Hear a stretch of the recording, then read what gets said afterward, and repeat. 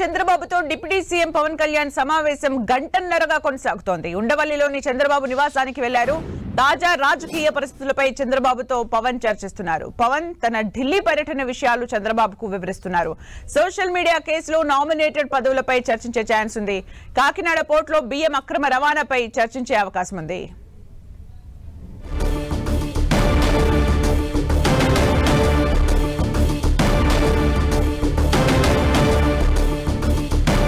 తాజా రాజకీయ పరిస్థితులపై చంద్రబాబుతో డిప్యూటీ సీఎం పవన్ కళ్యాణ్ భేటీ అయ్యారు. దాదాపు గంటన్నరగా ఈ భేటీ కొనసాగుతోంది. అయితే ఢిల్లీ పర్యటన విషయాలను కూడా చంద్రబాబుకు వివరిస్తున్నారు పవన్ కళ్యాణ్. సోషల్ మీడియా కేసులు నామినేటెడ్ పదవులపై కూడా ఈ సందర్భంగా చర్చ జరిగే అవకాశం ఉంది. కాకినాడ పోర్టులో బియ్యం అక్రమ రవాణాపై కూడా డిప్యూటీ సీఎం అక్కడ పరిశీలించిన తర్వాత సీఎం చంద్రబాబు నాయుడుతో ఈ విషయానికి సంబంధించి మాట్లాడతానని కూడా చెప్పారు. ఆ విషయాలు కూడా ఈ రోజు సమావేశంలో చర్చకు వచ్చే అవకాశం ఉంది. ఉండవల్లి నివాసంలో సమావేశమయ్యారు నేతలు. దాదాపు గంటన్నరగా ఈ సమావేశం కొనసాగుతోంది. మరిన్ని అప్డేట్స్ మా ప్రతినిధి రవిచంద్ అందిస్తారు. రవిచంద్, ముఖ్యమంత్రి చంద్రబాబుతో డిప్యూటీ సీఎం పవన్ కళ్యాణ్ సమావేశం సుదీర్ఘంగా కొనసాగుతుంది. దాదాపుగా గంటన్నర నుంచి కూడా ఇరువురు భేటీ కొనసాగుతుంది. లంచ్ కూడా ఇద్దరు కలిసి చేశారు. ఇప్పుడే చర్చలు జరుపుతూ ఉన్నారు. అనేక అంశాలు, తాజా రాజకీయ పరిణామాల మీద వీరు చర్చిస్తున్నట్టు తెలుస్తుంది. ముఖ్యంగా కాకినాడ పోర్టు నుంచి అక్రమంగా బియ్యం రవాణా జరుగుతుందనే అంశానికి సంబంధించి చాలా కీలక చర్చలు జరుగుతున్నాయి. ఎందుకంటే పవన్ కళ్యాణ్ ఈ మధ్య కాలంలో కాకినాడ పోర్టుకి స్వయంగా ఇన్స్పెక్షన్కి వెళ్లారు. అక్కడ ప్రభుత్వ యంత్రాంగం మొత్తం కూడా స్మగ్లర్ల చేతిలో పనిచేస్తున్నారు, వారు చెప్పినట్లు ఆడుతున్నారని పవన్ అబ్జర్వేషన్ లో తేలింది. దీనికి సంబంధించి అన్ని అంశాలు కూడా ఆయన ఒక రిపోర్ట్ రూపంలో ఆయన సేకరించారు. ఇవన్నీ కూడా చంద్రబాబుకి స్పష్టం చేస్తూ ఉన్నారు. కాకినాడ పోర్టులో అనేక సంఘ వ్యతిరేక కార్యక్రమాలు జరుగుతున్నాయి. డ్రగ్స్ కావచ్చు, అనేక అంశాలు నా దృష్టికి వచ్చాయి. ఎట్టి పరిస్థితుల్లో కూడా మన భూభాగం మీద ఇలాంటివి జరగడానికి వీల్లేదు. ఇక్కడి నుంచి పేదవాడి పొట్ట నింపడానికి, పేదవాడికి రైస్ ఇస్తుంటే, పీడీఎస్ రైస్ ఇస్తుంటే అవన్నీ కూడా స్మగ్లింగ్ ద్వారా విదేశాలకు పంపించి కోట్ల రూపాయలు వీళ్ళంతా కూడా దండుకుంటున్నారు. దాదాపు 3 సంవత్సరాలుగా కరోనా సమయం నుంచి కూడా చూసుకుంటే కనుక 48,500 కోట్ల రూపాయల ఏదైతే బియ్యాన్ని అక్రమంగా రవాణా చేసి వేల కోట్లు స్మగ్లర్లు దండుకున్నారని చెప్తున్నారు. దీని వెనక వైసీపీ నేతల హస్తం ఉంది. ఎట్టి పరిస్థితుల్లో కూడా వీరిని వదలడానికి వీల్లేదు. ఏదైతే ఆ పోర్టు ఏదైతే ఉందో ఆ పోర్టు యాజమాన్యం కూడా వీరికి సహకరిస్తుందని కూడా ఆరోపణలు చేశారు. అదేవిధంగా సివిల్ సప్లైస్ అధికారులు కూడా చాలా కాలం నుంచి వారితో కుమ్మక్కవుతున్నారు. ఆ ప్రభుత్వం చెప్పినట్టు వినటం లేదు. ప్రజలకి వ్యతిరేకంగా సివిల్ సప్లైస్ డిపార్ట్మెంట్ పనిచేస్తుంది. అదేవిధంగా చూసుకుంటే కనుక తాను కాకినాడ పర్యటనకు వెళ్తున్నా కానీ స్థానిక ఎస్పీ సెలవు పెట్టి వెళ్లిపోయాడు. ఇది కూడా దీనిలో కూడా కుట్ర కోణం ఉందనే అనుమానాన్ని పవన్ కళ్యాణ్ వ్యక్తం చేశారు. ఈ అన్ని అంశాలు కూడా కూలసంగా చర్చిస్తున్నారు. ఎందుకంటే పవన్ ఏదైతే మొన్న జరిగిన ఆయనకు ఎదురైన అనుభవాలకు సంబంధించి ప్రభుత్వం కూడా చాలా సీరియస్ యాక్షన్ తీసుకుంటుంది. ఈ నేపథ్యంలోనే ఈ ఉదయం కూడా నాదెళ్ల మనోహర్, అచ్చెన్నాయుడు లాంటి కేబినెట్ సబ్ కమిటీ కూడా సెక్రటరియట్ లో ఒక సమావేశం నిర్వహించింది. దానిలో కూడా పోర్టుకు సంబంధించి ఏ విధంగా రాష్ట్ర ప్రభుత్వం నియంత్రణలో పెట్టుకోవాలనేది ఒక చర్చ జరిగింది. ఆ అంశాలు కూడా పవన్ కళ్యాణ్ చంద్రబాబు మధ్య చర్చకు వస్తున్నట్టు తెలుస్తుంది. ఎవరైతే ఒక ఐపీఎస్ అధికారిని ప్రత్యేకంగా పోర్టులో నియమించాలని కూడా చర్చిస్తున్నారు. ఈ విధంగా మొత్తానికి పోర్టుకు సంబంధించిన అంశాలన్నీ కూడా సుదీర్ఘంగా చర్చిస్తున్నారు.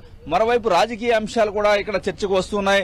ఎందుకంటే రాజ్యసభకు సంబంధించి వైసీపీ సభ్యులు 3 రాజీనామాలు చేయడంతో ఉప ఎన్నికలు అనివార్యమని ఆ 3 స్థానాల్లో పోటీ చేసే అభ్యర్థుల గురించి కూడా చర్చిస్తున్నారు.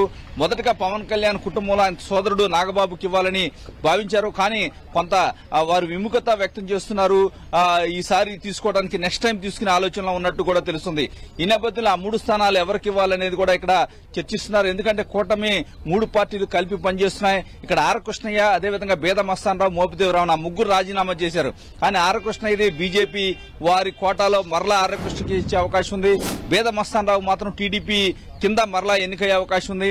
అయితే ఒక మోపిదేవి రమణ స్థానానికి సంబంధించి ఎవరిని నియమించాలనేది కూడా చర్చ జరుగుతుంది. టీడీపీలో కూడా చాలా పోటీ అయితే నెలకొంది.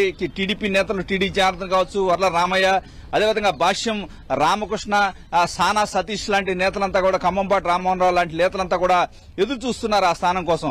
ఇవన్నీ ఒక పక్క జరుగుతున్నాయి ఉండటంతో పాటు సాధారణంగా మొన్న పవన్ కళ్యాణ్ కూడా సోషల్ మీడియా కేసుల విషయంలో కూడా తనకి ఎదురైన అనుభవాలని లేవనెత్తారు. ఆ తర్వాత ప్రభుత్వం సీరియస్ యాక్షన్ తీసుకుంది.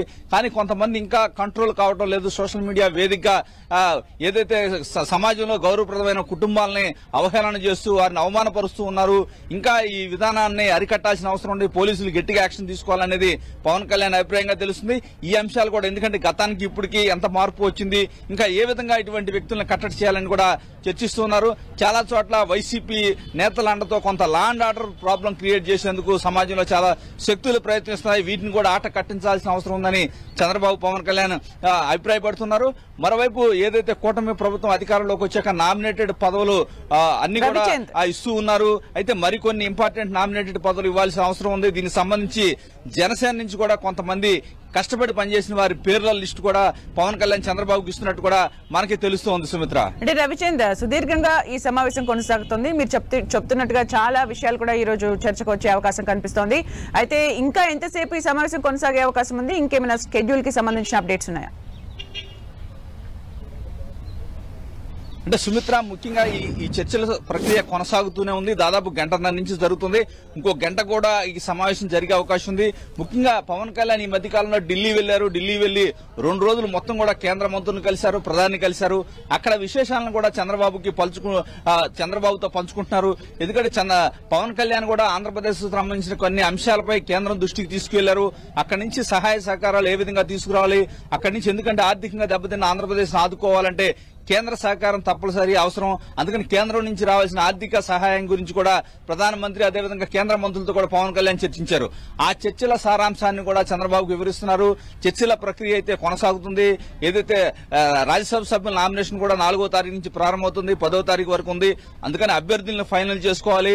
అదేవిధంగా కాకినాడ పోర్టు వ్యవహారాన్ని కొలిక్కి తీసుకురావాలి, దానిపై నియంత్రణలోకి తెచ్చుకోవాలి పోర్టు. ఎందుకంటే ఇప్పుడు వరకు కూడా వైజాగ్ పోర్టు ఒక్కటే ఇండివిడ్యువల్ పోర్టుగా ఉంటుంది. మిగిలినన్ని కూడా ఏపీ మ్యారిటైమ్ బోర్డు పర్యవేక్షణలోనే ఉంటాయి. కాబట్టి పోర్టులపై రాష్ట్ర ప్రభుత్వ అజమాయిషి అయితే ఒక వైజాగ్ తప్పించి మిగిలిన వాటిపై ఉందని చెప్తున్నారు. ఈ నేపథ్యంలో అన్ని అంశాల గురించి కూడా కొంత కూలసంగా చర్చించుకుంటున్నారు. ఎట్టి పరిస్థితుల్లో కూడా అసాంఘిక శక్తులకి అడ్డాగా ఆంధ్రప్రదేశ్ రాష్ట్రం ఉండకూడదని భావిస్తున్నారు. ముఖ్యంగా గంజాయి డ్రగ్స్ రవాణా సంబంధించి కూడా వీటిపై చర్చించుకుంటున్నారు. ఎందుకంటే ఇప్పటికే ఏకలనే ఒక ఫోర్స్ ని క్రియేట్ చేశారు. ఇవన్నీ కూడా వీరి మధ్య చర్చలు అయితే జరుగుతున్నాయి. మరో గంట పాటు ఈ సమావేశం జరిగే అవకాశం ఉంది. Sumitra, thank you Ravichand.